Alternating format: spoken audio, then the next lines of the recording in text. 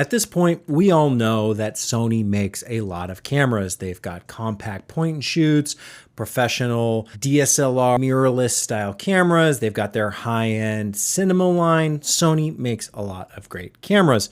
We've also got companies like Canon who have a robust ecosystem from point and shoot all the way up to cinema. Canon has you covered. And then equally so, Nikon recently bought Red. I guess it's not that recent now, but Nikon acquired Red. And so Nikon has those point and shoot to mid-range DSLR, mirrorless now, hybrid cameras, professional photography cameras, and also Red in effect, because they kind of combine that all under one house. So you've got Nikon with a start to finish ecosystem. You've got Canon with a start to finish ecosystem. You've got Sony start to finish ecosystem. And yet, time and time again, people will talk about how Lumix has no good ecosystem. And I think this is the perfect time to recommend folks over at Panasonic, Lumix, continue your partnership with Arri. Now, I know some of you out there like to say Arri, but in all of Arri's videos that I've seen, they say Arri, so I'm going to say Arri. I don't know, Arri. Who cares? We know what we're talking about. Lumix paired up with Arri for the color profile, the Arri Log C3 for cameras like the GH7, the S1 Mark II.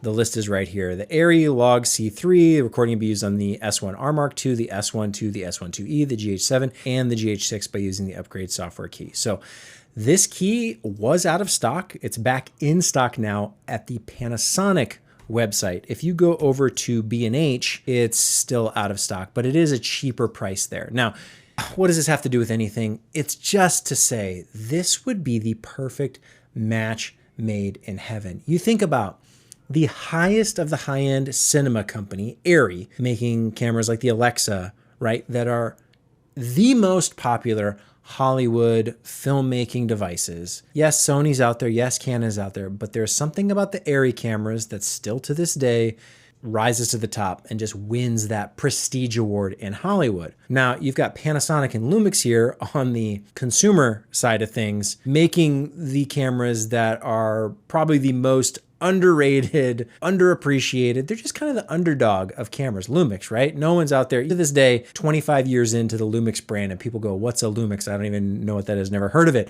They've heard of Sony, they've heard of Canon, they've heard of Nikon. They've never heard of Lumix, but these cameras are remarkable in all that they can do.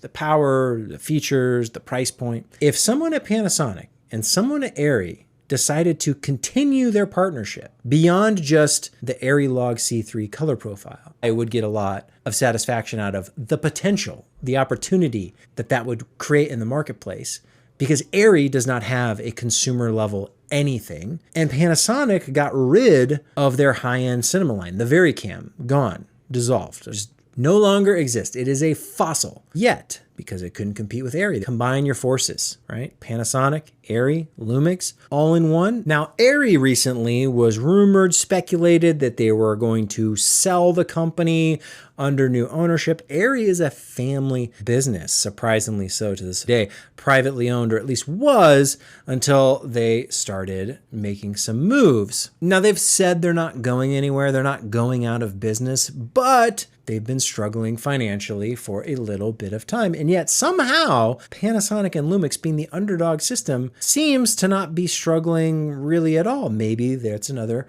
good opportunity for these two companies to combine forces, to combine resources, take some German engineering with some Japanese engineering, and make a powerhouse ecosystem around the L mount to cover all those bases.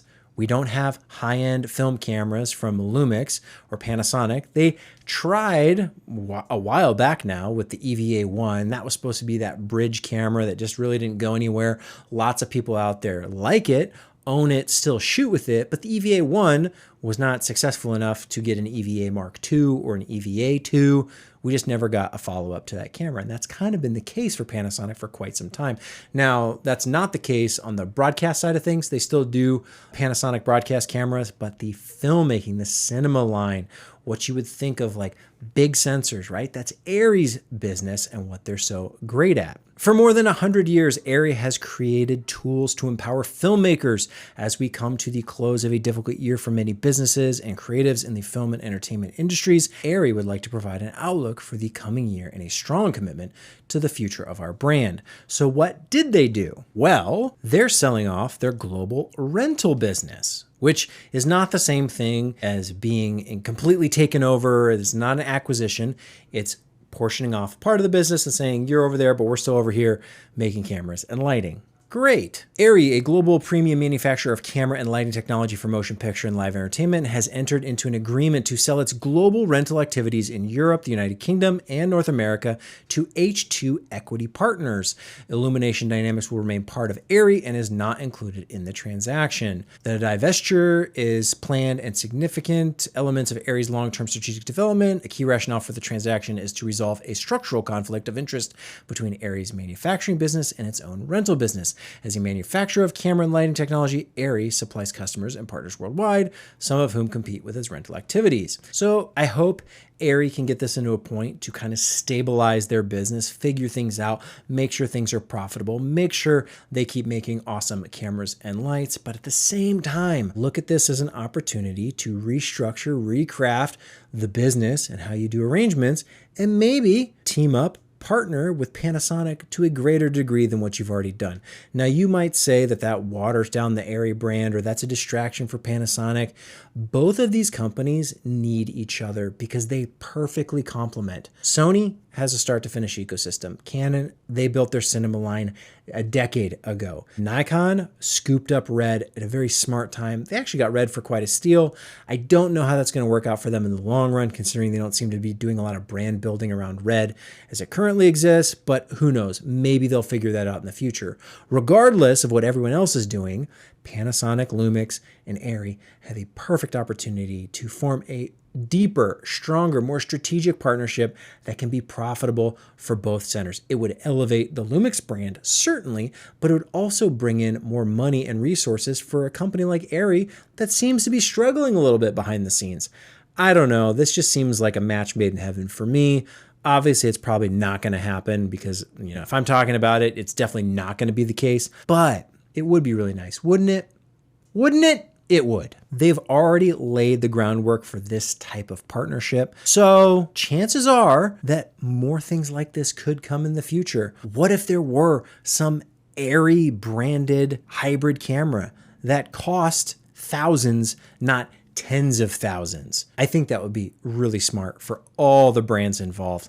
And I think it would actually sell quite well. If we could bring Arri Alexa levels of picture quality, dynamic range, color science to a content creator hybrid marketplace, all the YouTubers are going to be buying that camera. Combined with some of the advances that Panasonic and Lumix have been making in terms of autofocus and all the great lenses we have now for L-mount, it just makes too much sense. Panasonic would win, Arri would win, and the customers would win as well. That's a win-win-win, and that's what I want.